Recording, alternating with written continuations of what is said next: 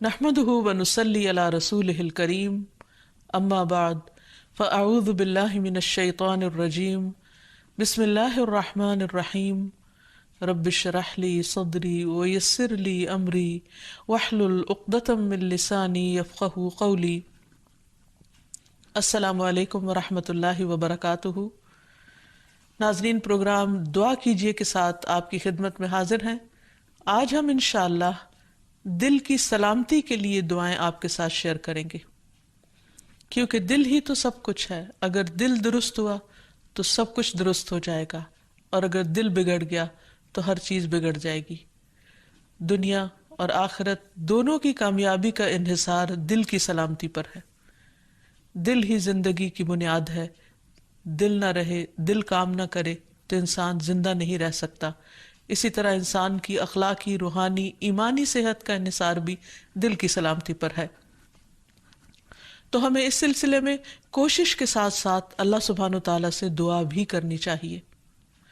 دعائیں تو آپ کو بعد میں بتائیں گے، سب سے پہلے خود دعا مانگنے کی اہمیت۔ رسول اللہ صلی اللہ علیہ وسلم نے ابن عباس سے فرمایا تھا کہ اے بیٹے، اذا سألت فاسأل اللہ، جب تم سوال کرو تو اللہ ہی سے کرو، وَإِذَا اسْتَعَنْتَ فَاسْتَعِنْ بِاللَّهِ، اور اگر تم مدد مانگو تو اللہ ہی سے مدد مانگو۔ یعنی ہر معاملے میں اپنے رب کے سامنے ہاتھ پھیلاؤ، اسی سے توقع رکھو، اسی پر توکل کرو اور اس سے مانگتے رہو، کیونکہ مانگنا اس کو پسند ہے۔ وہ مانگنے والوں سے، یعنی اللہ سے جو مانگتے ہیں ان سے وہ محبت کرتا ہے، اور اللہ کے سوا کسی اور کو نہیں پکارنا چاہیے۔ اس سلسلے میں قرآن مجید میں آتا ہے، ان الذین تدعون من دون اللہ عباد امثالکم فادعوہم فلیستجیبوا لکم ان کنتم صادقین۔ جن لوگوں کو تم اللہ کے سوا پکارتے ہو وہ تو تمہاری ہی طرح کے بندے ہیں، یعنی ان سے مانگتے ہو، انسانوں سے مانگتے ہو۔ اگر تم اپنے دعوے میں سچے ہو تو ضروری ہے کہ جب تم انہیں پکارو تو وہ تمہیں اس کا جواب دیں۔ خصوصاً مرے ہوئے لوگوں کو اگر پکارا جائے تو وہ ہماری پکار کہاں سے سن سکتے ہیں؟ سویا ہوا انسان ہماری پکار نہیں سنتا تو فوت شدہ کیسے سن سکتا ہے؟ اسی لیے قرآن مجید میں اللہ کے سوا کسی اور سے مانگنے سے، دعا کرنے سے منع کر دیا گیا۔ فرمایا فَلَا تَدْعُ مَعَ اللَّهِ إِلَٰهًا آخر فَتَكُونَ مِنَ الْمُعَذَّبِينَ، بس اللہ کے ساتھ کسی اور کو الہ نہ پکاریے۔ یعنی الہ وہ ہوتا ہے جس کے پاس انسان اپنی حاجات لے کر جاتا ہے، جس سے دعا کرتا ہے، جس کے آگے سجدہ کرتا ہے، جس کے نام پر قربانی کرتا ہے، جس کو خوش کرنے کے لیے سارے کام کرتا ہے، بھاگ دوڑ کرتا ہے۔ تو اللہ کے ساتھ کسی اور کو الہ نہ پکاریے، ورنہ آپ بھی سزا پانے والوں میں سے ہو جائیں گے۔ یعنی اللہ سبحانہ وتعالیٰ کسی صورت میں بھی شرک کو پسند نہیں فرماتے۔ اور پھر یہ بھی یاد رکھیے کہ دعا کرنے سے پہلے اللہ سبحانہ وتعالیٰ کی حمد و ثنا ضروری ہے۔ لا الہ الا اللہ وحدہ لا شریک لہ، لہ الملک ولہ الحمد وہو علی کل شیء قدیر۔ اس کلمے کو پڑھیے یا کوئی اور حمد و ثنا کے الفاظ جو بھی آپ کی چوائس کے ہوں، کیونکہ حمد و ثنا تو اصل میں اللہ کی محبت کے ساتھ ہی آتی ہے۔ جتنی محبت زیادہ ہوگی اتنی خوشی کے ساتھ آپ اللہ کی تعریف کریں گے۔ پھر اسی طرح درود شریف پڑھنا نہیں بھولیے۔ درود شریف پڑھنے سے 10 رحمتیں آتی ہیں، دعائیں قبول ہوتی ہیں۔ اور پھر یہ کہ دین اور دنیا کی ہر بھلائی اللہ تعالیٰ ہی سے مانگیے، اور خصوصاً ہمارے آج کا جو موضوع ہے یعنی قلب سلیم، سلامت دل، اس کی دعا اللہ سبحانہ وتعالیٰ سے مانگیے کہ اے اللہ تو مجھے قلب سلیم، سلامت دل عطا فرما، کیونکہ قیامت کے دن انسان کو نہ مال کام آئے گا، نہ بیٹے کام آئیں گے، مگر جو اللہ کے پاس سلامت دل لے کر آیا۔ اللہ تعالیٰ فرماتے ہیں يوم لا ينفع مال ولا بنون إلا من أتى الله بقلب سليم۔ جس دن مال اور بیٹے کام نہیں آئیں گے مگر وہ جو اللہ کے پاس سلامت دل لے کر آیا، کیونکہ اگر دل درست ہو تو تمام جسم درست، تمام کام درست، اور اگر دل بگڑ جائے تو ہر چیز بگڑ جاتی ہے۔ رسول اللہ صلی اللہ علیہ وسلم نے فرمایا، بے شک جسم میں گوشت کا ایک ٹکڑا ہے، اگر اس کی اصلاح ہو گئی تو تمام جسم کی اصلاح ہو گئی، اور اگر وہ خراب ہو جاتا ہے تو سارا جسم خراب ہو جاتا ہے. سنو وہ دل ہے. اور پھر آپ نے دل ہی کی طرف اشارہ کرتے ہوئے فرمایا کہ التقویٰ ہا ہونا، تقویٰ یہاں پر ہوتا ہے، یعنی اللہ کا ڈر جو تمام معاملات کو درست کرتا ہے. دل کے سلسلے میں یہ بات بھی یاد رہے کہ دل کی حالت ہمیشہ بدلتی رہتی ہے. اگر آپ ایک دفعہ اپنے دل کو صحیح رستے پر لے بھی آئیں تو کوئی گارنٹی نہیں کہ وہ ہمیشہ صحیح رہے گا، کیونکہ اس کے پلٹنے میں کچھ دیر نہیں لگتی. اس بات کو حدیث میں بہت اچھی طرح بیان کیا گیا ہے. رسول اللہ صلی اللہ علیہ وسلم نے فرمایا بے شک قلب کو قلب اس لیے کہتے ہیں کہ وہ پلٹتا رہتا ہے، اور دل کی مثال تو اس پر کسی ہے جو کسی درخت کے تنے کے ساتھ لٹکا ہوا ہو اور ہوا اسے الٹ پلٹ کرتی رہتی ہو، کبھی سیدھا کبھی الٹا. اس لیے سلامت دل رکھنا ایک بہت ہی مشکل کام ہے، کیونکہ انسان کبھی اس میں شکوک و شبہات آ جاتے ہیں، کبھی خواہشات اور شہوات آ جاتی ہیں، کبھی انسان کا ایمان بڑھنے لگتا ہے، کبھی گھٹنے لگتا ہے. تو دل کی حالتیں تبدیل ہوتی رہتی ہیں.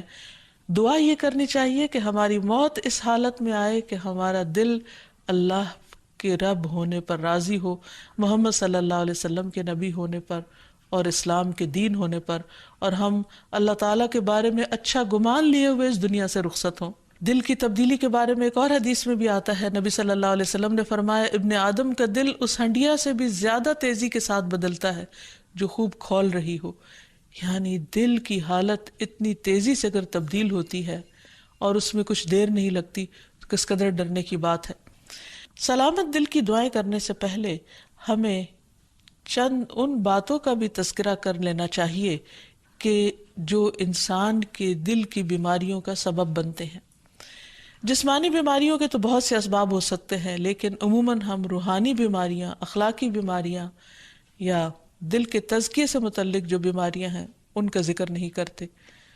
تو آئیے دیکھتے ہیں کہ وہ کون سی چیزیں ہیں جو دل کو بیمار کرتی ہیں.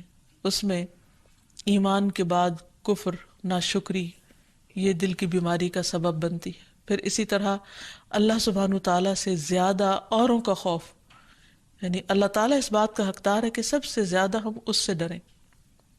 ہم عموماً اپنے ظاہر کے بارے میں کیوں اتنے کانشیس ہوتے ہیں؟ کیونکہ لوگ دیکھتے ہیں، اور دل کے بارے میں غافل ہوتے ہیں، حالانکہ اللہ سبحانہ تعالیٰ اس کو دیکھتے ہیں.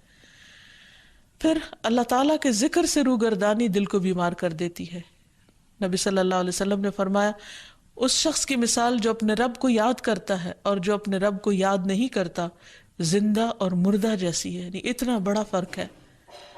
پھر اسی طرح مشکلات میں اللہ تعالیٰ کی طرف رجوع نہ کرنا، یہ دل کو بیمار کر دیتا ہے. نمازیں چھوڑنا، خصوصاً جمعہ چھوڑ دینا، فرائض سے پیچھے رہنا. نبی صلی اللہ علیہ وسلم منبر کی سیڑھیوں پر چڑھتے ہوئے فرما رہے تھے لوگ جمعہ کی نماز چھوڑنے سے باز آ جائیں ورنہ اللہ ان کے دلوں پر مہر لگا دے گا، پھر وہ غافلوں میں سے ہو جائیں گے. اسی طرح بلا عذر، بلا وجہ نماز چھوڑ دینا. آپ صلی اللہ علیہ وسلم نے فرمایا جو شخص سستی کی وجہ سے بلا عذر 3 جمعے چھوڑ دے اللہ تعالیٰ اس کے دل پہ مہر لگا دیتا ہے. پھر اسی طرح قرآن میں غور و فکر نہ کرنا، یہ دلوں کو بیمار کر دیتا ہے. علم سے دوری، سیکھا ہوا علم بھلا دینا. پھر آیات سے نصیحت نہ لینا، یعنی قرآن مجید پڑھنا، تلاوت کرنا، لیکن اس میں غور و فکر نہ کرنا اور اس سے کوئی سبق حاصل نہ کرنا. پھر سیکھ کر سمجھ کر اپنی مرضی کرنا اور غلط رستوں پر چلنا. پھر غلط کاموں کے بھی ایسے برے نتائج ہوتے ہیں جن کی وجہ سے دل سخت ہو جاتے ہیں، جیسے گناہ کرنا دلوں پر غلبہ پانے والا ہے. یعنی گناہ کے اثرات ہوتے ہیں، گناہ دلوں کو زنگ آلود کر دیتے ہیں، گناہ سے دلوں کی روشنی ختم ہو جاتی ہے. رسول اللہ صلی اللہ علیہ وسلم نے فرمایا جب کسی مسلمان سے کوئی گناہ سرزد ہوتا ہے تو اس کے دل پر ایک سیاہ دھبا پڑ جاتا ہے. اگر وہ توبہ کرے اور باز آ جائے اور استغفار کر لے تو اس کا دل پھر سے صاف اور روشن ہو جاتا ہے. ورنہ جتنے گناہ بڑھتے جاتے ہیں اتنے ہی سیاہ دھبے بڑھتے جاتے ہیں، حتیٰ کہ اس کے دل پر وہ زنگ چھا جاتا ہے جس کا ذکر اللہ عز و جل نے قرآن میں کیا ہے. کلا بل ران علی قلوبہم ما کانوا یکسبون. ہرگز یہ بات نہیں، بلکہ ان لوگوں کے دلوں پر ان کے برے اعمال کا زنگ لگ گیا ہے. پھر اسی طرح غلط تمنائیں، یعنی حرام چیزوں کی خواہش کرنا، یہ دلوں کو بیمار کرنے کا سبب ہوتا ہے۔ دنیا کی حد سے زیادہ محبت اور موت سے نفرت اور آخرت سے غفلت اور صرف دنیا کی فکر کرتے رہنا، دنیا ہی کے غم پالتے رہنا، یہ دلوں کو بیمار کر دیتا ہے۔ یعنی انسان جب اللہ تعالیٰ کے حقوق میں کمی کرتا ہے، بندوں کے حق میں کمی کرتا ہے، بد اخلاقی کرتا ہے، تو پھر دلوں کے اوپر میل چڑھنے لگتی ہے، دل سیاہ ہونے لگتے ہیں اور دل بیمار ہونے لگتے ہیں اور قلب سلیم سے بہت دور ہو جاتے ہیں۔ پھر اسی طرح محض اپنی خواہشات کی پیروی کرنا۔ نبی صلی اللہ علیہ وسلم نے فرمایا، مجھے تمہارے متعلق ان گمراہ کن خواہشات سے سب سے زیادہ اندیشہ ہے جن کا تعلق تمہارے پیٹ اور تمہاری شرمگاہ سے ہوتا ہے، اور اپنی مرضی پر چلنے کی گمراہی کا بھی اندیشہ ہے۔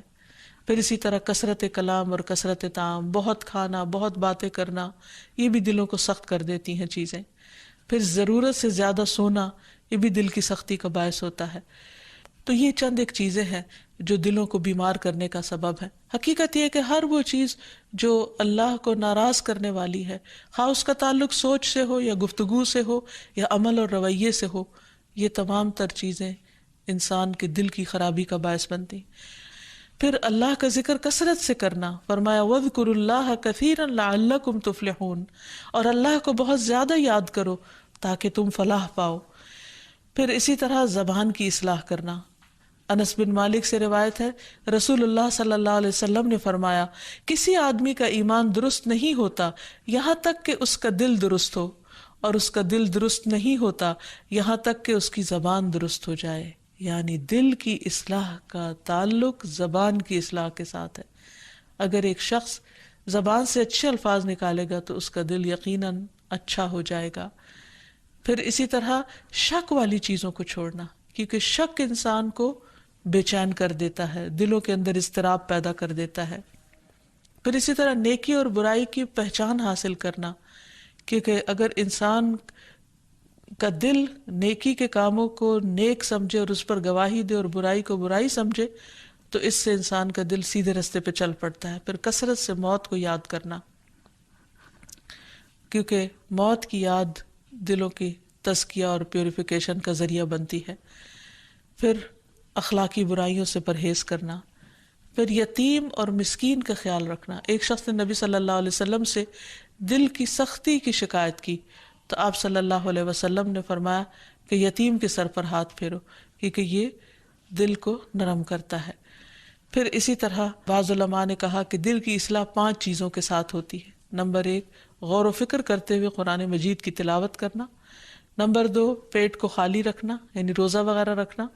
نمبر 3، رات کا قیام، سحری کے وقت اللہ کے آگے گڑ گڑانا، کیونکہ رات کے اس حصے میں دعائیں بہت قبول ہوتی ہیں۔ نمبر 4، نیک لوگوں کی مجلسوں کو اختیار کرنا، اچھی صحبت۔ اور نمبر 5، حلال کھانا۔ پھر اسی طرح گناہ کے بعد فوراً توبہ کر لینا، کیونکہ جب انسان گناہ کرتا ہے تو دل پر سیاہ دھبا پڑ جاتا ہے، اور اگر انسان توبہ کر لیتا ہے تو وہ دل پھر سے صاف اور روشن ہو جاتا ہے۔ اور اب آتی ہے باری دعاؤں کی کہ انسان اللہ سبحانہ وتعالیٰ سے قلب سلیم مانگتا رہے اور دل کی اصلاح کی دعا کرتا رہے۔ اس سلسلے میں سب سے بہترین نسخہ کثرت سے استغفار کرنا ہے، کیونکہ انسان جب بخشش مانگتا ہے اللہ تعالیٰ سے، گناہوں کی معافی مانگتا ہے تو دل روشن ہونے لگتا ہے، دل چمکنے لگتا ہے، کیونکہ دلوں کا میل کچیل پھر اترنے لگتا ہے۔ اس سلسلے میں رسول اللہ صلی اللہ علیہ وسلم نے فرمایا، میرے دل پر پردہ سا آ جاتا ہے، اسی وجہ سے میں ایک دن میں 100 مرتبہ اللہ سے استغفار کرتا ہوں۔ یہ اللہ کے رسول صلی اللہ علیہ وسلم فرما رہے ہیں۔ آپ صلی اللہ علیہ وسلم استغفار کی کثرت کو دلوں کی روشنی کا ذریعہ بتا رہے ہیں۔ ابن عمر کہتے ہیں کہ ہم آپ کی مجلس میں رب اغفر لی وتب علی انک انت التواب الرحیم 100 مرتبہ شمار کرتے تھے، جس کا معنی ہے اے میرے رب مجھے بخش دے اور مجھ پر مہربان ہو جا، بے شک تو بہت زیادہ توبہ قبول کرنے والا مہربان ہے۔ پھر اسی طرح قرآنی دعا ہے کہ اللہ تعالی ہمارے دلوں کو ٹیڑھا ہونے سے بچائے۔ ربنا لا تزغ قلوبنا بعد اذ ہدیتنا وہب لنا من لدنک رحمہ انک انت الوہاب۔ اے ہمارے رب، ہدایت دینے کے بعد ہمارے دلوں کو ٹیڑھا نہ کرنا، اور اپنے پاس سے ہمیں رحمت عطا فرما، بلا شبہ تو ہی سب کچھ عطا کرنے والا ہے، یعنی سارے خزانے تیرے پاس ہیں، تو ہمارے دلوں کو سیدھا رکھ، کیونکہ اگر دل سیدھا ہوگا تو باقی تمام چیزیں بھی درست ہو جائیں گی۔ پھر اسی طرح دل میں نور پیدا ہونے کی دعا کرنا، اور وہ ہے اللہم اجعل فی قلبی نورا، اے اللہ میرے دل میں نور پیدا کر دے، میرے دل میں روشنی پیدا کر دے، کیونکہ دل کی بھی آنکھیں ہوتی ہیں، اگر دل کی روشنی ہو تو انسان کو اچھے برے کا فرق نظر آنے لگتا ہے۔ بعض اوقات انسان بہت کچھ بھی پڑھ لیتا ہے، اس کے پاس بہت علم بھی ہو سکتا ہے، لیکن ضروری نہیں کہ اس علم کے ذریعے دل کی آنکھیں کھلیں جب تک کہ اللہ تعالیٰ نہ بصیرت عطا کرے۔ یہ بصیرت اللہ تعالیٰ دیتا ہے، اس لیے اللہ تعالیٰ سے مانگنی چاہیے۔